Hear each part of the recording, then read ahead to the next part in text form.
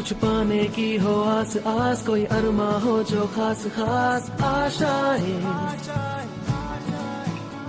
हर कोशिश में हो बार बार, करे दरियाओं को आर पार। आप सभी को मेरी तरफ से शुभकामनाएं। आप कैसे हैं? सब ठीक ठाक होंगे? बढ़िया चल रहा है? क्वेश्चंस हो रहे हैं? सबकी मदद करें बेटे, घर में पेरेंट्स की हेल्प करें, तो आप देखिए आपको कितना लाइफ में सक्सेस मिलने वाली है आपको। बेटे मुझे ऐसा अंदर से अभी से आभास हो रहा है।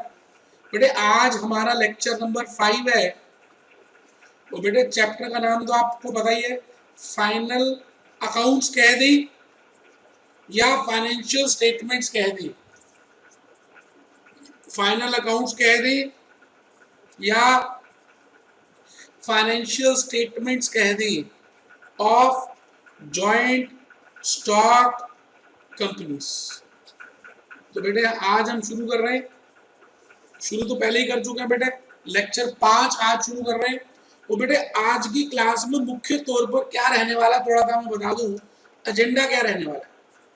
बेटे हमने लेक्चर नंबर 4 में एक क्वेश्चन नंबर 2 किया था, जो आपके पेपर में आता है जिस तरह का, मैंने एक फुल फ्लेज क्वेश्चन कराया था प्रॉफिट एंड लॉस और बैलेंस शीट का। बेटे मैं आज के लेक्चर में जो मेन कराने वाला हूँ, आपको कुछ एडजस्टमेंट्स के बारे में बताना है। बेटे कुछ एडजस्टमेंट्स लिखनी है आज हमने, तो फिर हम एक क्वेश्चन और करेंगे, देख लेते हैं 3 या 4 में से एक क्वेश्चन करेंगे। तो बेटे 12-13 एडजस्टमेंट्स हैं, आज 4-5 करेंगे, फिर अगले लेक्चर 6 में 4-5 2-3 करेंगे, फिर अगले लेक्चर में 2-3 करेंगे। टोटल अभी 3-4 लेक्चर्स लगने हैं और ये पूरा चैप्टर हो जाएगा। आपकी स्टडी के सारे क्वेश्चंस करा दूंगा, पास्ट ईयर पेपर्स में आए वो करा दूंगा, आपके पीटीपी में जो है वो करा दूंगा, प्रैक्टिस मैनुअल में है वो करा दूंगा। आपको जरा सी भी किसी भी तरह की टेंशन लेने की जरूरत नहीं है।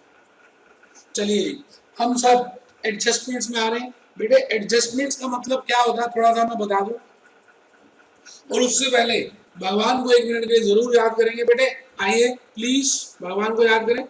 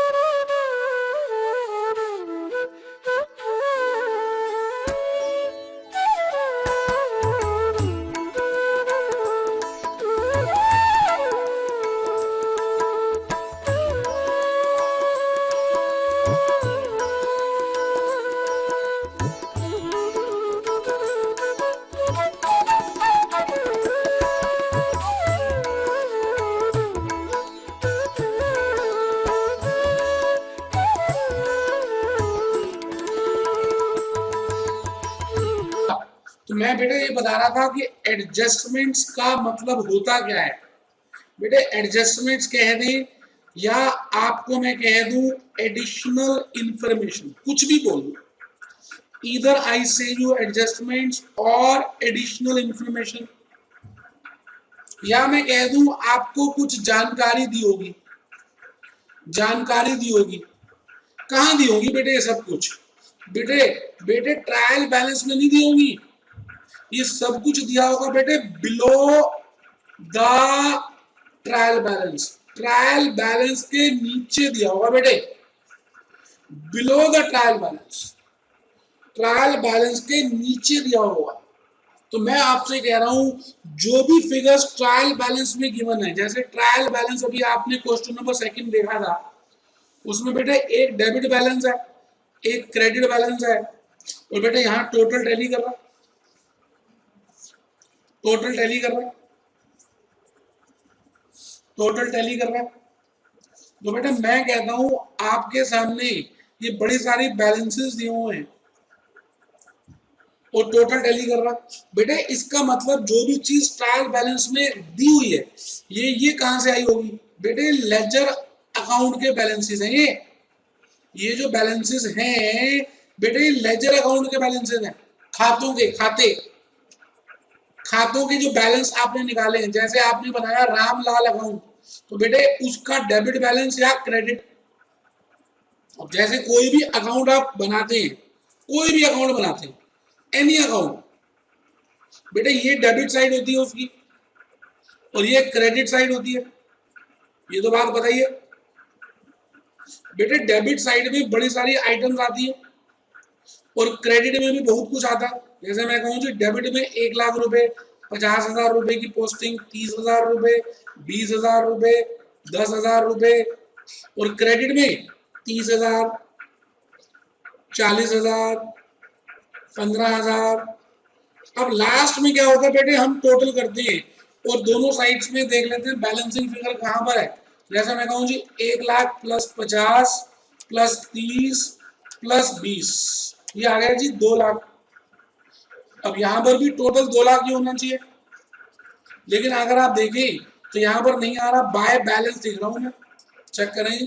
2,00,000 माइनस 30 माइनस 40 माइनस 15, बेटे 1,15,000 का बैलेंस है, तो मैंने लिख दिया जी ये बैलेंसिंग फिगर है।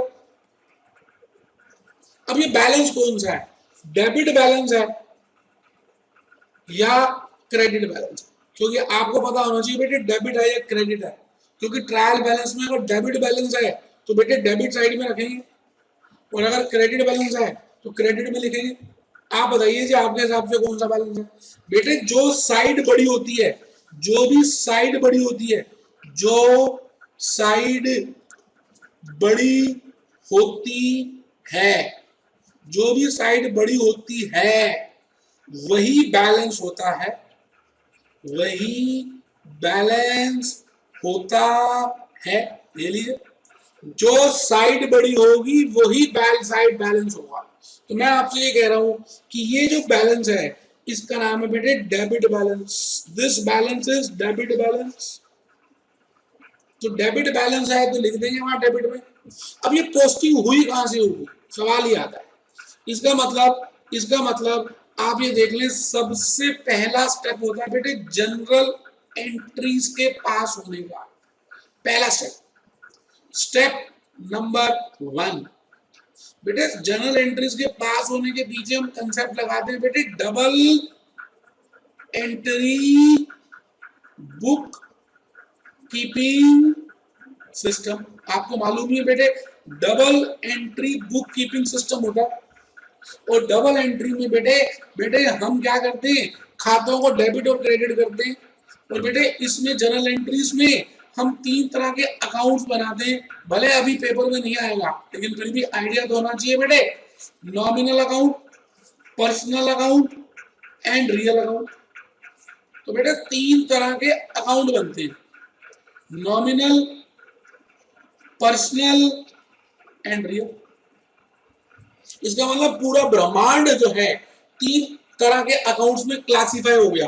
ये बेटे हमने क्लासिफिकेशन कर दी, और बेटे इसमें हम कुछ कंसेप्ट फॉलो करते हैं, जैसे going concern concept. Going concern कि हमारी कंपनी चलती रहेगी जब तक सूरज चांद रहेगा, परपीचुअल सक्सेशन। बेटे हम इसमें एक कंसेप्ट फॉलो करते हैं, business entity concept. Business entity concept, business entity. तो बेटे इसके हिसाब से हम एंट्रीज पास करते हैं। इसमें जैसे एक्सपेंसेस में, नॉमिनल अकाउंट में बेटे एक्सपेंसेस आते हैं और गेन्स आती हैं। एक्सपेंसेस कह दें या लॉसेस कह दें, गेन्स कह दें या इनकम्स कह दें। बेटे पर्सनल अकाउंट में पर्सन के नाम आते हैं, नेचुरल पर्सन और आर्टिफिशियल पर्सन। और बेटे रियल अकाउंट में एसेट्स और बेटे लायबिलिटीज। ये सब पता है आपको, आप बेटे 11th क्लास से करते आ रहे हैं, फिर आप 12th में पहुंचे, फिर फाउंडेशन में किया। यकीन मानिए ये कुछ आपके पेपर में नहीं आएगा, ये मेरा सेवा भाव है जो मैं ये बता रहा हूँ। मुझे बताना कुछ और था, देखिए भावनाओं में मैं कहाँ कहाँ चला जाता हूँ। मैंने कहा इस दुनिया में सबसे पहला स्टेप आपको जनरल एंट्रीज पास करना है, और उसके लिए आपको पता होना चाहिए कि कौन कौन से अकाउंट्स हैं, क्योंकि बेटे नॉमिनल अकाउंट का जो रूल है, क्या रूल है? Rule of nominal account as per business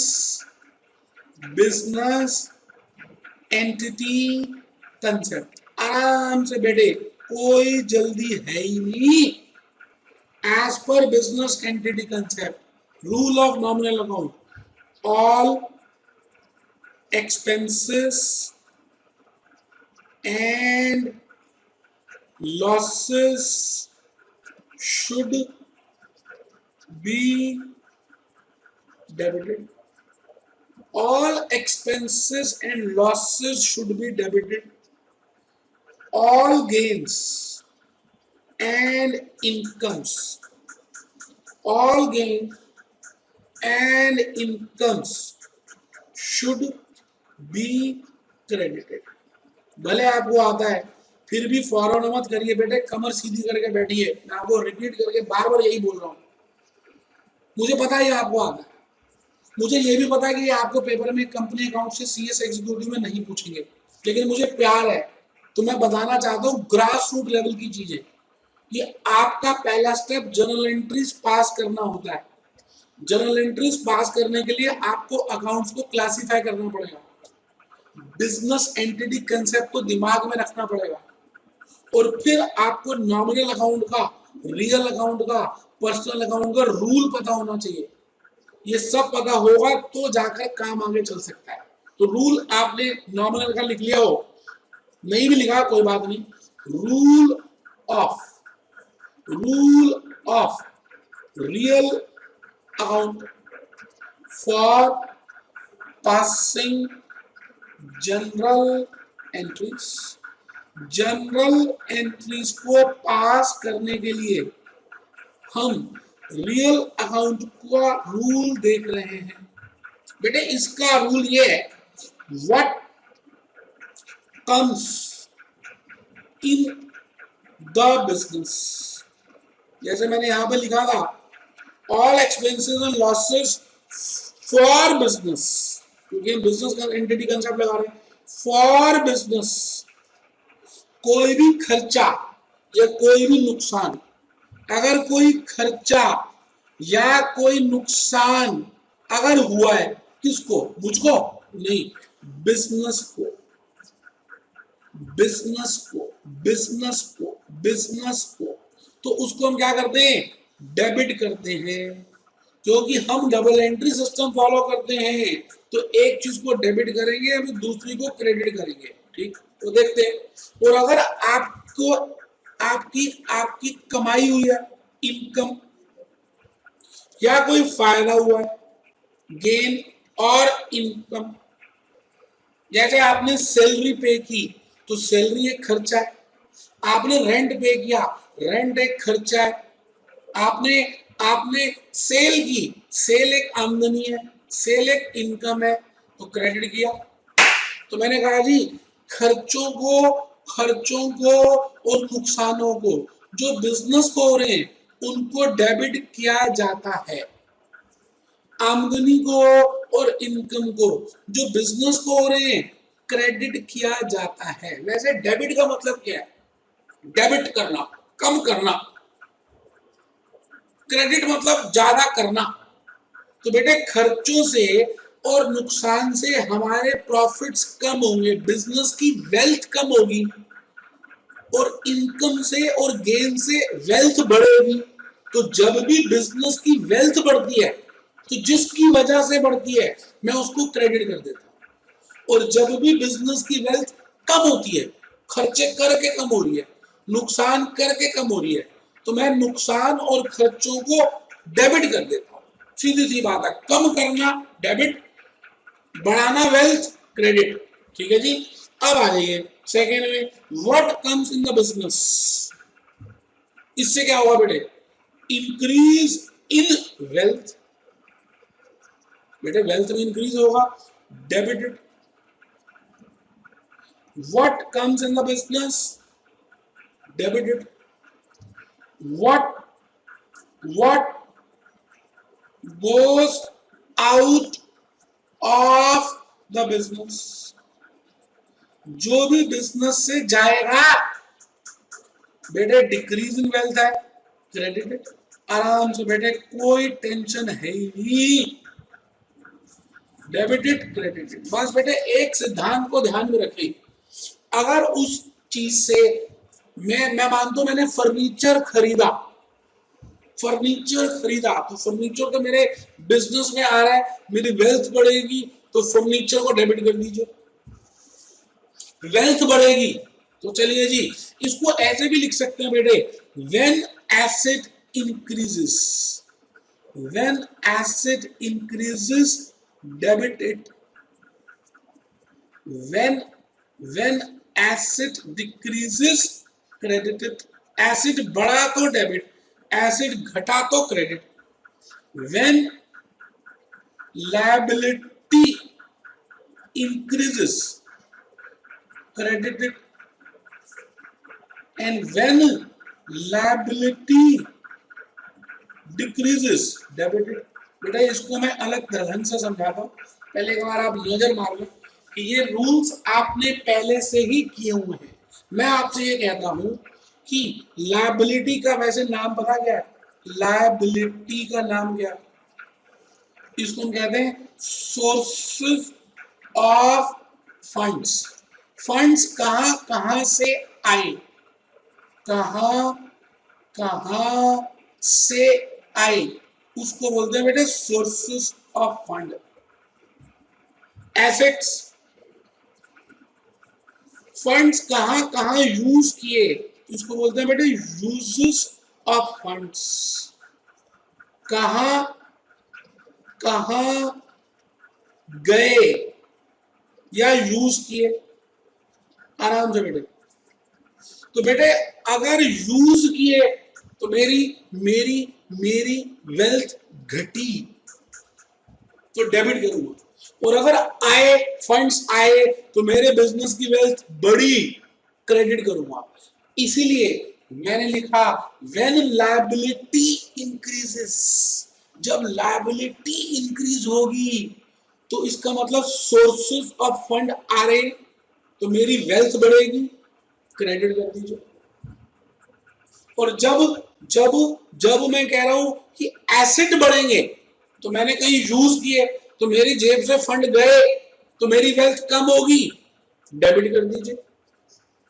बेटे पूरा सिद्धांत बिजनेस एंटिटी कंसेप्ट पे है, बिजनेस एंटिटी कंसेप्ट पे है।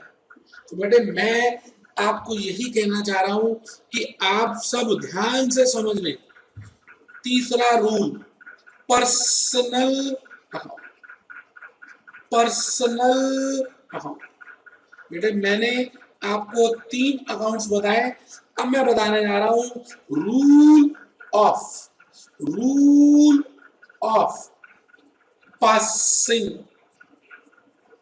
General entries in personal account. बेटे पर्सन कौन होते हैं, बेटे 2 व्यक्ति, या तो पर्सन का मतलब क्या, नेचुरल पर्सन रामलाल श्यामलाल मोहनलाल, या बेटे जो हमने कंपनियां बनाई हैं artificial person, ABCN company, ACC limited, TCS, doctor Reddy, Hindustan Lever, Apollo tyre, artificial person. Debit the receiver from the business, debit the receiver from the business,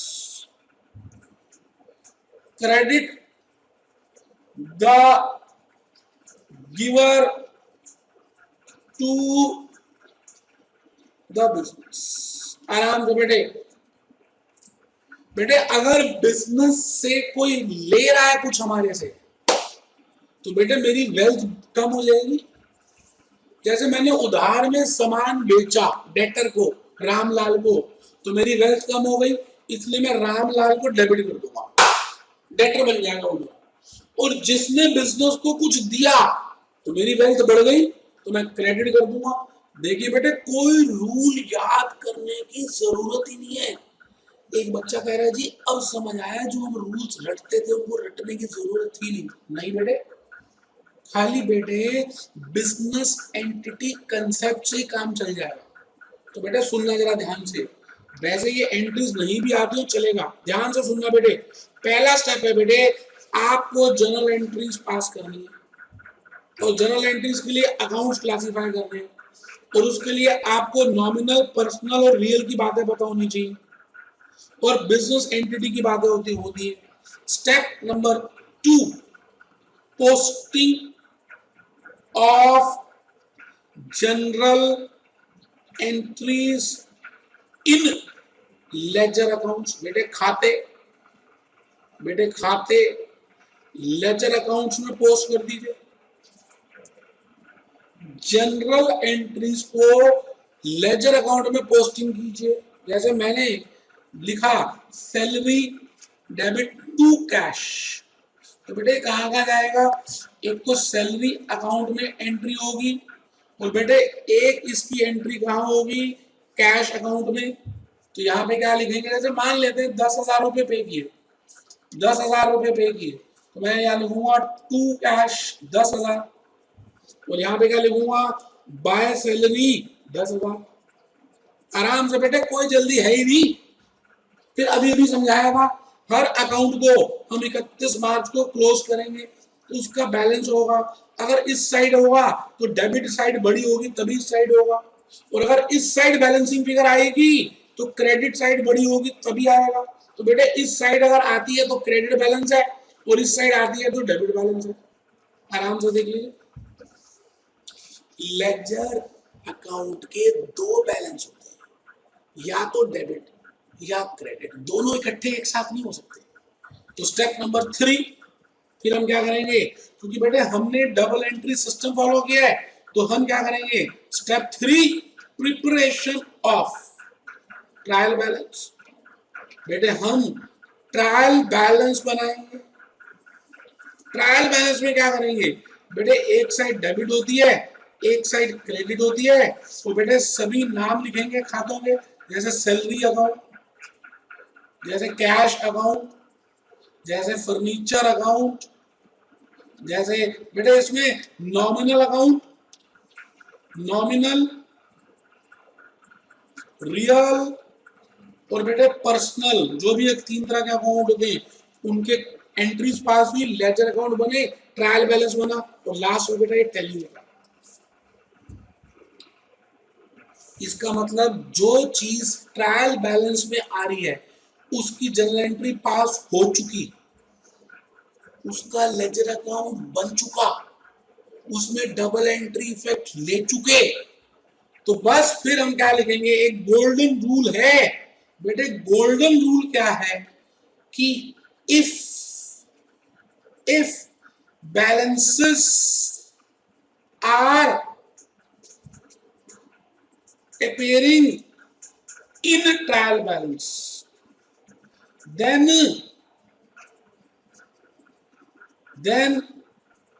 we will have single effect. तो फिर हमारा सिंगल इफेक्ट होगा, that is either that is either will be transferred, बेटे transfer ही तो करना है, either will be transferred to profit and loss statement, either will be transferred to profit and loss statement, या तो प्रॉफिट एंड लॉस स्टेटमेंट में transfer कर देंगे, और to be transferred in balance sheet as per schedule 3 of companies act 2013। बेटे आराम से, बेटे कोई जल्दी है ही नहीं। मैं आपसे यही तो कह रहा हूं कि आपने जर्नल एंट्रीज पास नहीं करनी, लेजर अकाउंट भी नहीं बनाने, ट्रायल बैलेंस भी नहीं बनाना। आपको ट्रायल बैलेंस दिया होगा, आपको उसकी पोस्टिंग करनी है। अगर वो चीज, if that account appearing in if that account appearing in trial balance, if that account appearing in trial balance is revenue in nature, अगर वो revenue in nature का है, if that balance is revenue in nature, then it will be debited or credited. That is shown in, that is transferred in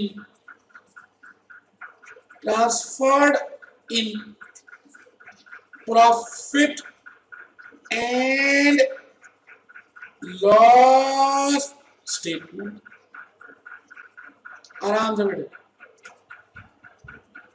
debited or credited or transferred in profit and loss statement. अभी बताता हूं बेटे revenue क्या होता है, tension मत लेना।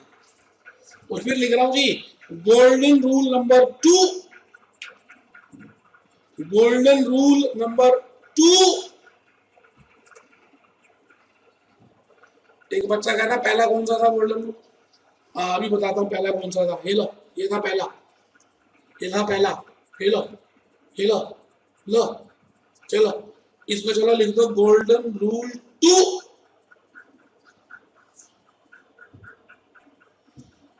इसको लिख दो 3। All capital balances, capital items will be shown slash transferred, will be shown slash transferred in balance sheet। आराम से बेटे, will be shown in balance sheet। Golden rule 4। एक बच्चा घबरा गया, नींद थी उसको, मैंने कहा 4। कमर सीधी कर लीजिए, कुछ बच्चे ढीले होकर बैठ गए। All expenses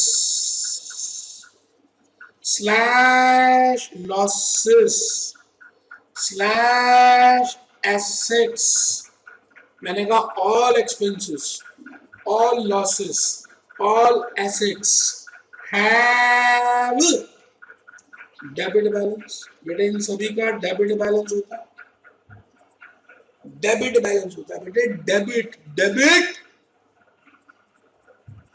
hence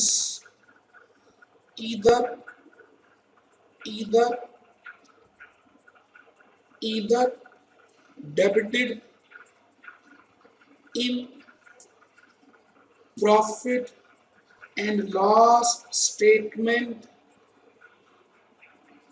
or shown in asset side of balance sheet, of balance sheet,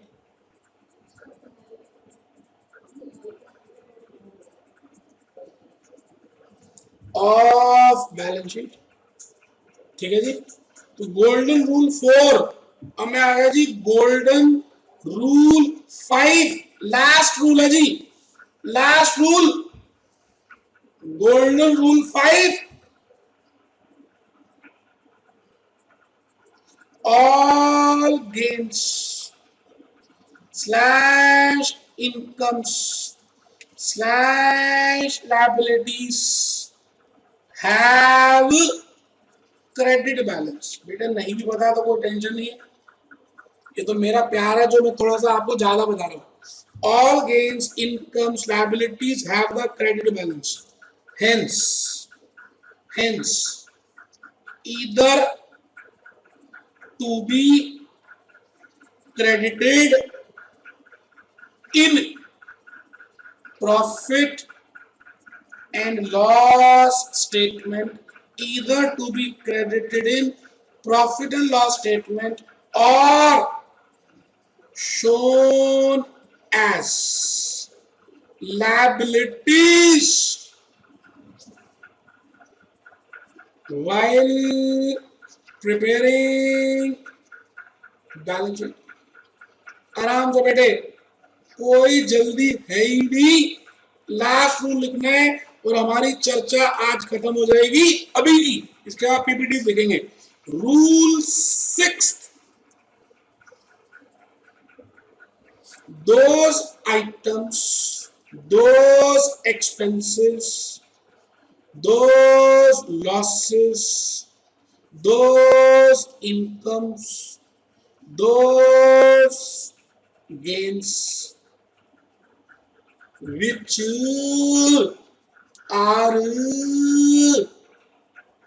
of recurring in nature, which are of recurring in nature, जो एक्सपेंसेस, जो एसेट, जो इनकम्स, जो लॉसेस, जो गेन्स recurring in nature की are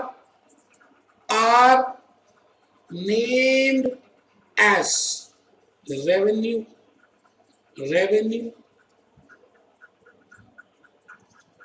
and all revenue items to be shown in profit and loss statement, to be shown in profit and loss statement. Example, मैंने बेटे एक आपके सामने टाइमलाइन प्रिपेयर की, बनाइए बेटे। मैं ये कह रहा हूं कि आप ये समझ लें, ध्यान से समझ लें बेटे जो मैं बताने जा रहा हूं। बेटे हम फाइनेंशियल ईयर जो भी प्रिपेयर करते हैं हमारे भारत देश में, बेटे फाइनेंशियल ईयर बेटे 12 महीने का होता है, 1 अप्रैल से 31 मार्च। अब बेटे इस 12 महीने में हम बहुत सारे एक्सपेंसेस करते हैं, बहुत कुछ करते हैं, बड़ी सारी ट्रांजैक्शंस होती हैं। बेटे आप खुद सोचिए कि एक कंपनी अपोलो टायर्स है, उसमें कितनी सारी ट्रांजैक्शंस होती है। अब वो ट्रांजैक्शंस का आपको ये चेक करना है कि उसका बेनिफिट, पहली बात उसका नेचर क्या है।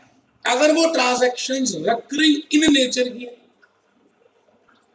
मतलब वो बार बार हो रही है। दूसरा, क्या वो transactions non recurring in nature की है, कभी कभी होती है।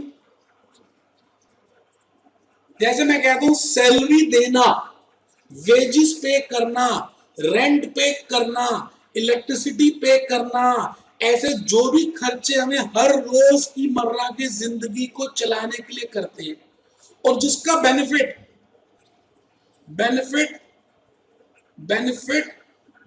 Can be maximum